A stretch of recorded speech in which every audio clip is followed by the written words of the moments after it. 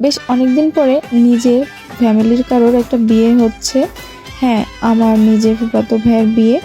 So আমি যখন ফুপুর বাড়িতে যাই একটু লেট হয়ে গিয়েছিল, দেখি সবার ডালা সব র্যাপিং করা কমপ্লিট। তো ডালাগুলো দেখানো হচ্ছিল বিয়ের মেয়ের, এগুলো আর কি। তো আমিও ভাবলাম আমি একটু দেখি আর সাথে আপনাদের সঙ্গে একটু দেখানোর জন্য ভিডিওটা করে নিই। তো মেয়ের ডালাগুলো দেখানো হচ্ছে, একটা ছিল মেয়ের বিয়ের, একটা ছিল রিসেপশনের, আর একটা ছিল হচ্ছে কসমেটিক আইটেম, আরও অনেক ছিল লাগেজে। তার পরপরই কিন্তু আমরা যাওয়ার পরপরই চলে এসেছিল মেয়ের বাড়ির লোক। তো তারাও দেখেন মেয়ের জন্য এই যে এত এত ডালা নিয়ে এসেছিল, মিষ্টি, পান, আর সেগুলো এক সাইডে রাখা। আমরাও কিন্তু সেগুলো নিয়েও খুব দেখাদেখি করছিলাম। আর এটাই কিন্তু বিয়ের খুব মজার একটা রিচুয়ালস, যে বিয়ের ডালাগুলো দেখা, নাড়াচাড়া করা, এগুলো আসলে একটা আলাদাই মজা। তো কার কার এইরকম ভালো লাগে তো কমেন্ট করে জানাবেন। আমার কিন্তু খুবই ভালো লাগে বিয়ের এই সব রিচুয়ালসগুলো। তো গায়ে হলুদের দিন ছিল, এটা হচ্ছে ঈদের পরের দিন ছিল। এত ব্যস্ততার মধ্যে তো ঈদের পর দিনই ফেলা হয়েছিল, আমার ভাই ছুটি পাচ্ছিল না, কত ভাই। সো এরপর এই যে একটা হলুদ যে গায়ে ধোয়ানো হয় যেটা আর কি, সেটা আগে দেওয়া হচ্ছিল। তারপর কিন্তু দেখা যাচ্ছে ভিতরে, রুমের ভিতরে প্রচুর মানুষ, আর বিয়ে বাড়ি মানে কিন্তু একটা জায়গাও পা ফেলার জায়গা থাকে না। তারপর আমার ভাইকে নিয়ে গিয়েছিলাম হচ্ছে হলুদটা একটু মাথায় যে কপালে বা হাতে ছোঁয়াতে হয়, এটা বেসিক্যালি হচ্ছে হলুদ যে সন্ধ্যাটা করে ওই অনুষ্ঠানে করা হয়, কিন্তু হচ্ছে মেয়ের বাড়িতে আমাদের যেতে হবে, এই জন্য এই রিচুয়ালসটা একটু আগে করা হচ্ছিল।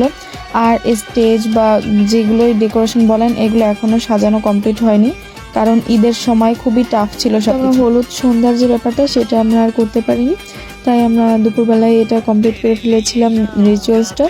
সবাই একটু একটু হলুদটা ছুঁয়ে দিচ্ছিল কপালে। তো এইভাবে হচ্ছে ফ্যামিলির সবাই, এটা তো একটা আর একটা রিচুয়ালস যে বড় থেকে ছোট সবাই এভাবে কপালে বা হাতে একটু হলুদ ছুঁয়ে দেবে, এছাড়া আর কিছুই না। তো আমরাও সেখানে মানে অংশগ্রহণ করার জন্য সবাই অপেক্ষায় করছিলাম। কিন্তু হলুদ দেওয়ার থেকেও বেশি সিরিয়াল হচ্ছে ভিডিও বা ছবি তোলা। এখন কিন্তু এমনটাই হয়েছে, আগের থেকে মানে যত হচ্ছে দিন যাচ্ছে, যুগ পাল্টাচ্ছে, আর এখন কিন্তু সেই অবস্থা সবার কাছেই হচ্ছে মানে ফোন আর সেলফি ভিডিও, এগুলোই হচ্ছে আগে।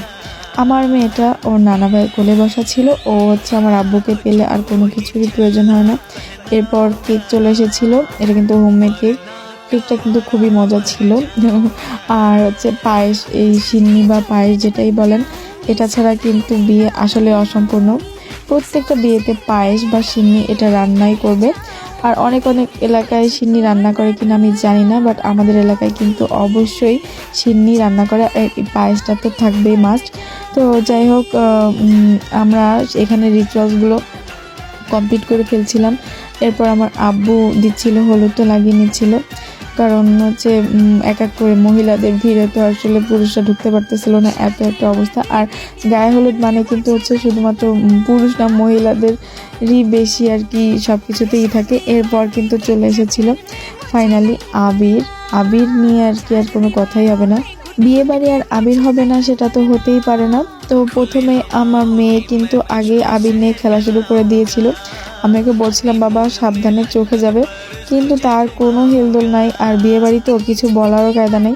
কিন্তু এখন দেখতে পাচ্ছেন সবার মুখের কি অবস্থা। আমাদের ফ্যামিলিতে কিন্তু এমনটাই হয়, খুবই মানে সবাই খুব মজা করে আর কি, যে যাকে পাচ্ছে তাকেই আবির মাখাচ্ছে, কারোর মুখ ফাঁকা থাকা যাবে না।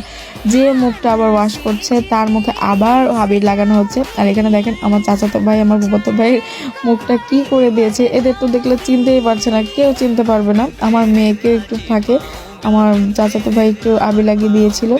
তারপর আমার চাচি কিন্তু এক ফাঁকে গিয়ে একটু মুখটা ওয়াশ করে এসেছিল, আর ওকে যেই মুখটা ফাঁকা পেয়েছে আবার ওর মুখটা দেখাই যাচ্ছে পুরো রঙে রাঙিয়ে দিয়েছে।